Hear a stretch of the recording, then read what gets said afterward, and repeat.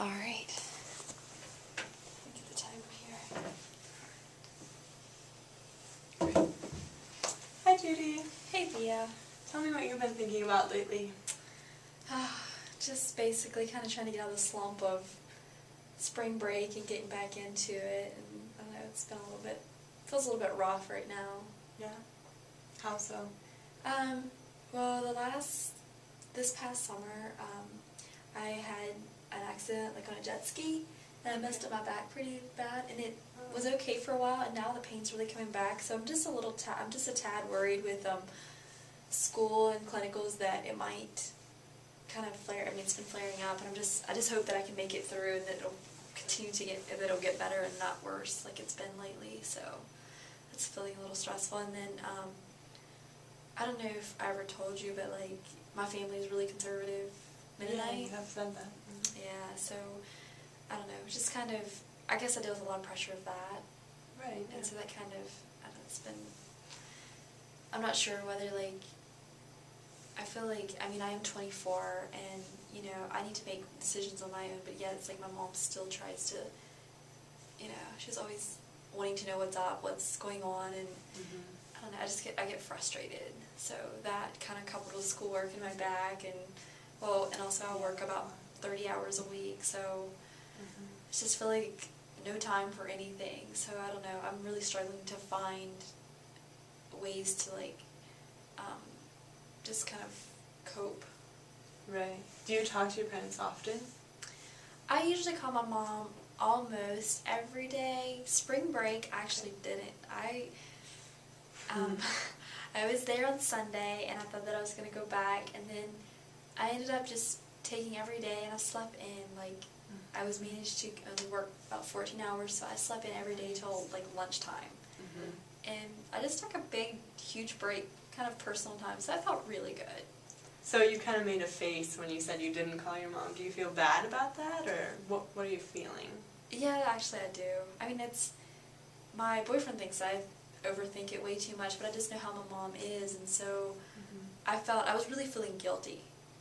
Okay. And I don't know if she really understood. Then I talked to her later, and I said I just took a week off. I was like, I didn't really talk to anybody, I didn't do anything, I just purely rested. And she seemed to be okay with that, but I think part of it too, I was a little nervous, is because she had wrote me this letter recently, just kind of about everything that she feels that I'm not doing right, I guess. And it was really hard. That really hurt. And I know she meant it in a loving way. And then she was wanting to talk to me over spring break about some things. And that was part of the reason I just kind of avoided, because I don't know, I didn't want to talk about it. I just felt like, this is my spring break, this is my time to relax, and it just felt really stressful, so I just avoided it. And I think that's part of the reason I felt guilty, is because I just knew it was going to be a long, drawn-out process, and we never really get anywhere with any of them. So and she wants me to go to counseling and talk about everything, and I really don't feel like, I mean, yeah, I could go to counseling, but I don't want to go when she's telling me that I should go, you know? You just feel a lot of pressure, she's not really listening or something? Yeah, exactly. And two, I think the pressure also comes from, my parents are in the ministry, and I have 5 brothers, and they're all in the conservative Mennonite church. I'm the only one that's not. And so that gets a little difficult at times. Like, I just feel like, I don't know,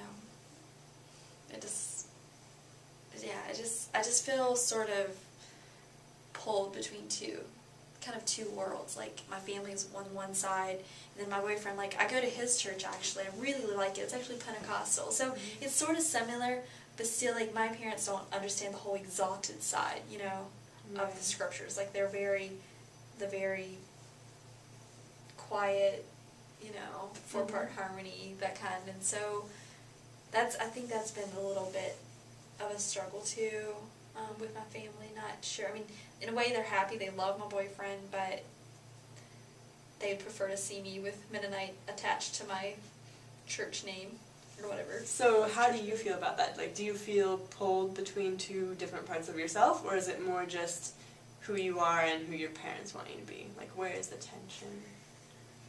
I would say it's more who I am and where my parents want me to be, probably. like I said, I love the church that I'm in. I really love it. I feel so close to God like I haven't felt in a long time. Right. And, you know, with my parents' church, it's a lot on dress. It's emphasis on dress. And, you know, I mean, I think it does show what's in your heart, but yet I don't think it has to be so, like, rigid. It's so many rules. And I'm a person that rules are hard for me. And with my boyfriend's church, it's more let God, like, they're very much like, let God convict you. Just ask what he's asking of you and then do it. Mm-hmm. And so that's been a big adjustment for me, too. And so I would just basically say the big thing with my parents is not wearing the covering. They'd love to see that, want to see me always in skirts or dresses. Mm-hmm. And I don't know, it's just, I don't know how I feel really. Sometimes I just don't, because I'm fine. When I'm here at EMU, my life is fine. It's just when I have to go home and I have to, like, sometimes I feel like I have to put up sort of a face a little bit. I feel sort of two faces, but one of the times I showed up without wearing a covering, like, I still wear, like, the little black doily or whatever. One time I showed up without it, and I mean, it just, everybody got really upset. I mean, my sister-in-law was crying, my mom was upset. It's just not worth it. So I'm just like, okay, fine, then I go there, I'll respect them, but I'm just tired of being two different people. Right. And I don't know where to go with that. And so, yeah, I mean, I would not put against talking to somebody like my mom, you know, but she wants me to go to conservative Mennonite counselor. That's the last place I want to go. I'm like, Mom, please, no, I can't, you know. Right. But she doesn't get that. Like, I mean, I love my family. They're awesome. We have tons of fun when we're there, but it's just, and my mom's she's very articulate. Like, she can talk and very convincing, sort of. Yeah. And I'm a pleaser, so it's hard for me. It hurts me not to be making them happy. Yeah. I mean, basically, she told me the only thing that I'm good at is obviously my education. That she thinks everything else in my life is kind of like this, and like I don't feel that way. I feel like I don't know if it's a public thing for them. Mm-hmm. Have you told your mom how hurt you are by this, or how you're feeling? I did tell her that some of her things in her letter hurt me, and she just kind of brushes it off. It's like her feelings, but I'm the one that's wrong. So it sounds like she's not really receptive to you, or at least you don't perceive her as being really receptive. Yeah, no, not really at all. So I think she wants to understand. I mean, I don't think that she doesn't want to. It's just she doesn't know how to. Mm-hmm. Because, like, she told me, she's like, you know, in your whole, like, my mom's side of the family, mm-hmm. like, everybody stayed conservative. I'm the first one to, like, not be.